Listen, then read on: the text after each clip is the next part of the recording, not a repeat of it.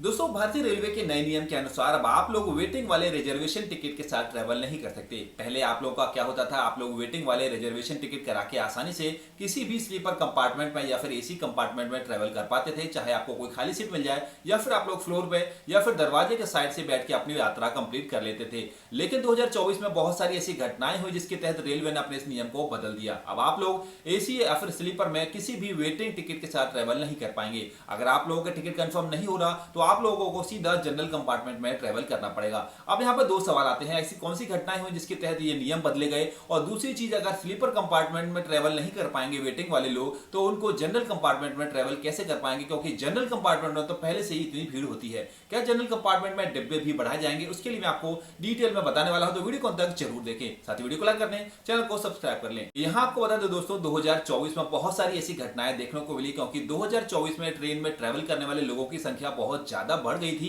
जिसके तहत लोग अपना टिकट रिजर्वेशन काउंटर पर वेटिंग में ले लेते और स्लीपर में किसी भी सीट पर ट्रैवल कर लेते। जहां पर दिक्कत सबसे ज्यादा उन लोगों को आई जिन लोगों ने अपना रिजर्वेशन करा रखा है और उनकी सीट भी कंफर्म है, परंतु उसके बावजूद वो अपनी सीट तक नहीं पहुंच पाते, क्योंकि जनरल जैसी भीड़ ही स्लीपर कंपार्टमेंट में हो गई, जिसको लेकर लोगों की शिकायतें इतनी बढ़ गई कि रेलवे को यहां पे नियम बदलना पड़ा। अब आज की डेट में रेलवे में यह नियम लागू हो गया है कि अगर आप लोगों का टिकट कंफर्म है तो ही आप लोग किसी भी स्लीपर या एसी कंपार्टमेंट में ट्रैवल कर पाएंगे। यह नियम कितना सही है, अगर आप लोगों की क्या राय है, आप हमें कमेंट करके जरूर से बता दें। साथ ही रेलवे के ये नियम बिल्कुल सही है या फिर नहीं, आप अपनी राय हमें कमेंट में बताएं। यहाँ पे आपको बता दें, इस नियम के लागू होने से सबसे ज्यादा जो दिक्कत आ रही है वो आने वाली है उन लोगों को जो एनी टाइम पे इमरजेंसी के तौर पे किसी जगह पे ट्रैवल करना चाहते हैं। मान लीजिए अगर आप लोगों को अचानक से कोई ऐसी दुखद या फिर कोई इमरजेंसी न्यूज मिल गई जिसके तहत आपको दूर शहर जाना है, तो अब आप लोग कैसे जाएंगे। तो उन लोगों के लिए ये चीज बहुत बुरी है, लेकिन वास्तव में देखा जाए तो उन लोगों के लिए बहुत अच्छी, जो लोग रिजर्वेशन कराना पसंद करते हैं, क्योंकि वो लोग पहले से ही महीने डेढ़ महीने पहले रिजर्वेशन करा लेते हैं, उसके बावजूद उनको इतनी समस्या आती है।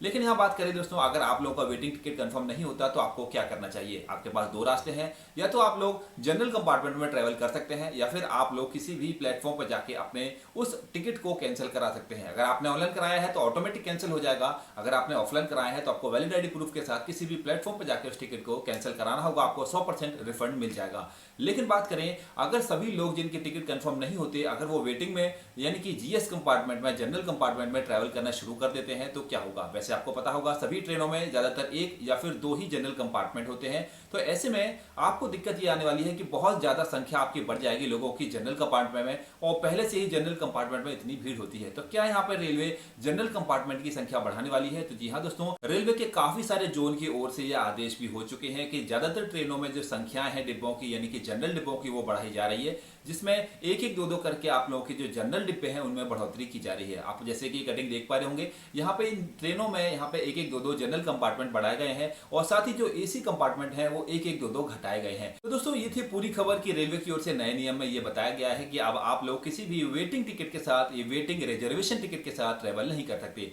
अगर आप लोगों को ये न्यूज नहीं पता तो प्लीज दोस्तों आज के बाद खबरदार हो जाइए, नहीं तो आप लोगों का भी अच्छा खासा चालान कट जाएगा।